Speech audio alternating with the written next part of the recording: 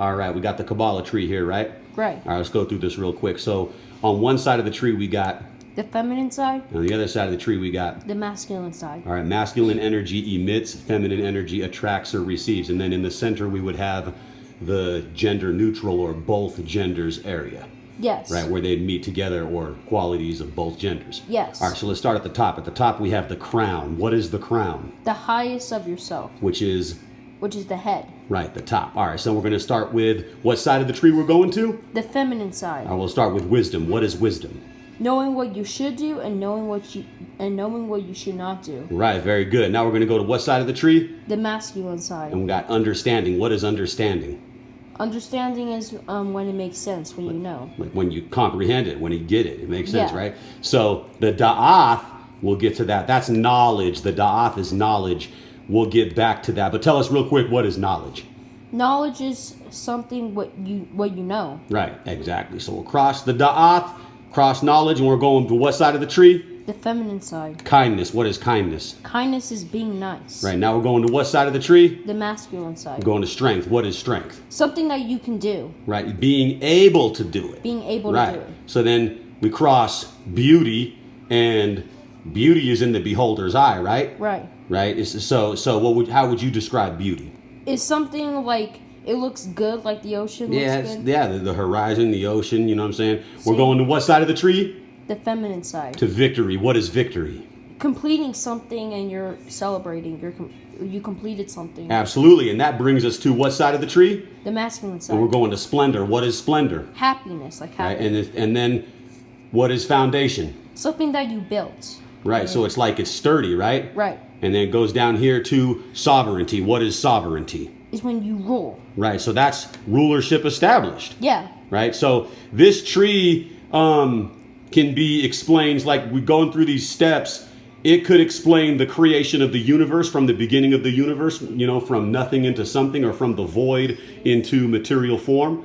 Yes. Taking these steps. Or it could explain your own personal story. Like the steps on this tree could be your life from the cradle to the grave. Yeah. Or like you could use these steps, taking these different stages of these different sephirots as a form of manifesting something in your life, what some would refer to as magic.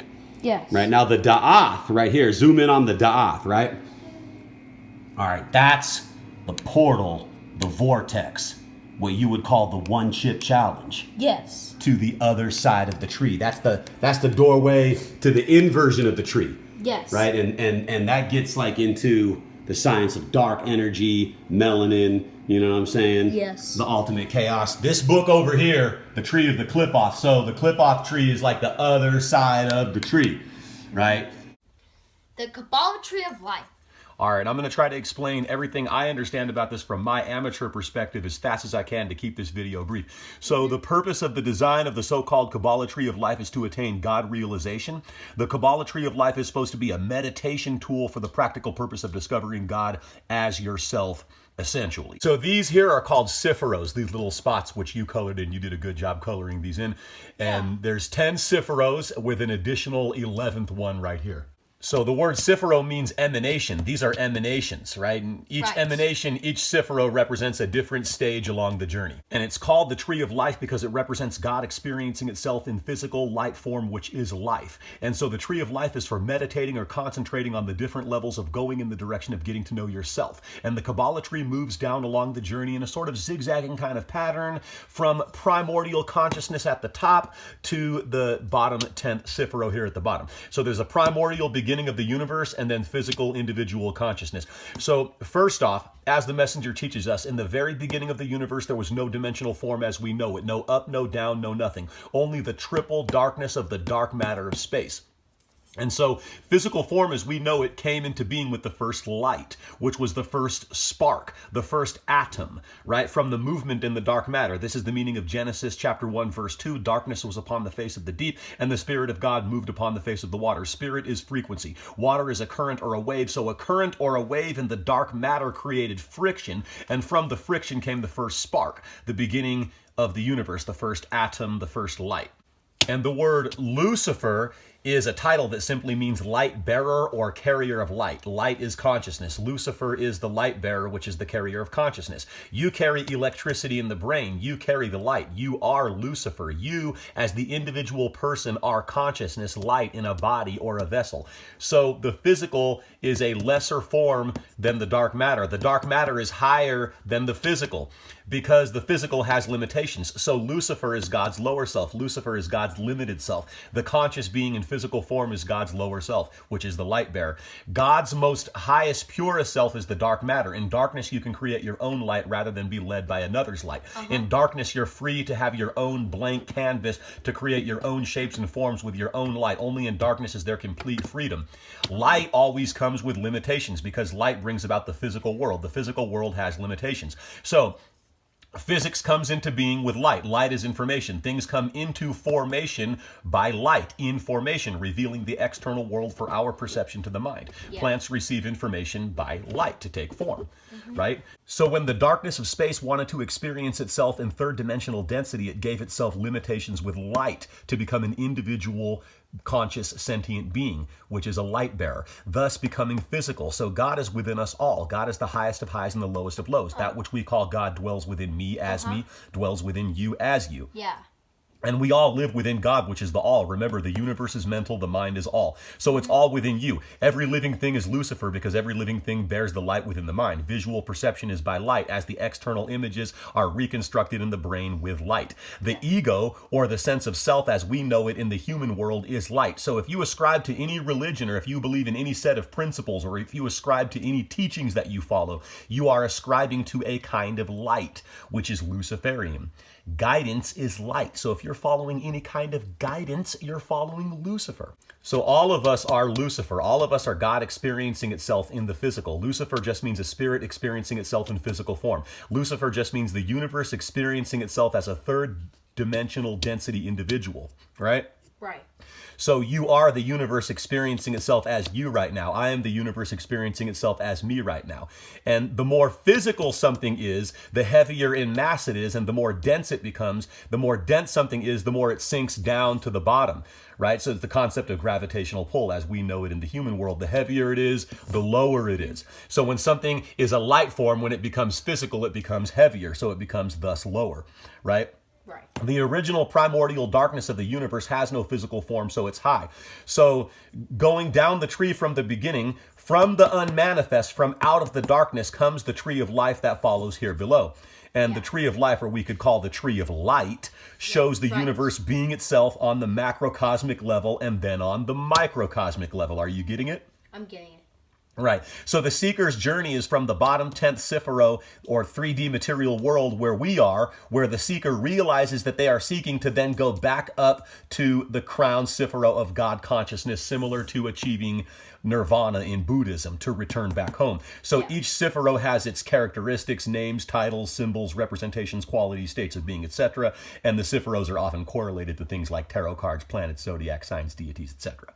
Okay, so let's go over each of the sephirot. First, we have Keter. Keter, the divine crown, primordial consciousness, the triple darkness of space, the ether, dark matter, home base. Okay? Okay. Then we have Hokmah, wisdom, the first movement, friction causing spark. Here the universe begins on its journey of expansion. Wisdom being discernment, thus means gaining consciousness by movement to form a pattern with organization within such movement, which eventually leads to friction, movement, and thus causes us to come to the next third sephirot over here, which is Bina, understanding, the energy of Saturn, who is the giver of form. Remember we talked about Saturn in lesson 43? Yeah.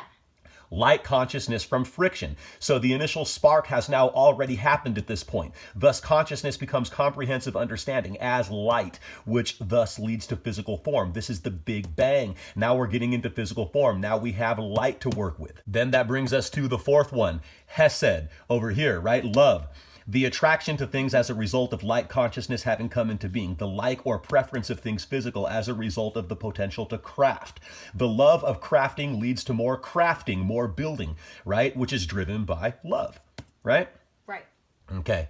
Then we have Dinah, right? I hope I'm pronouncing these right. I don't know if I am. Judgment. This is the beginning of making wise decisions, calculations, as to what are the best decisions to make regarding, say, the manipulation of physical form, which is driven by love from the previous one, right? Driven by the love to craft from the previous sephirot.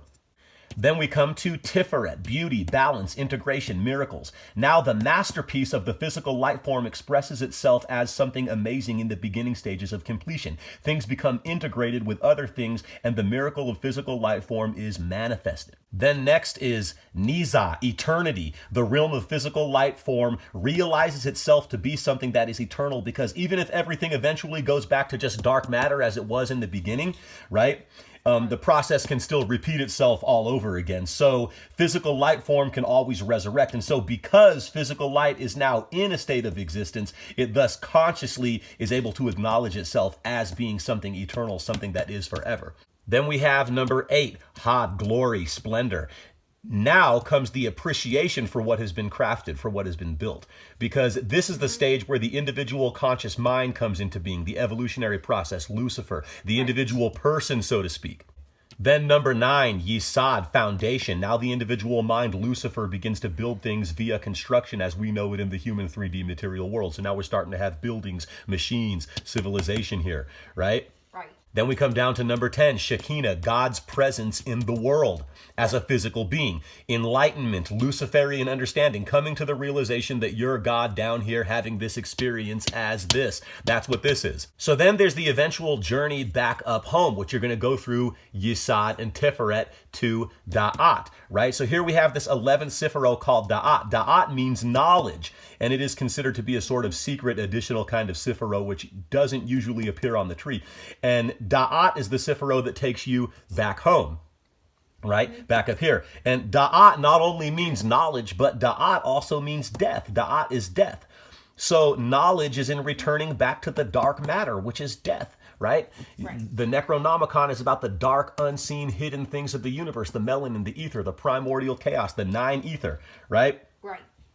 So when I tell you that my name is Kafciel, I'm telling you that I'm Lucifer. I'm telling you that I am God in physical light form as a conscious, sentient, individual human. And so is everyone else. Anytime anyone introduces themselves by the name on their birth certificate or driver's license ID, etc., anytime someone says, my name is John, Joe, Jane, Jennifer, etc., they are telling you that they are an individual spirit in physical form, which is Lucifer, the ego, the light bearer, the carrier of consciousness, the sense of individual self, right? Right.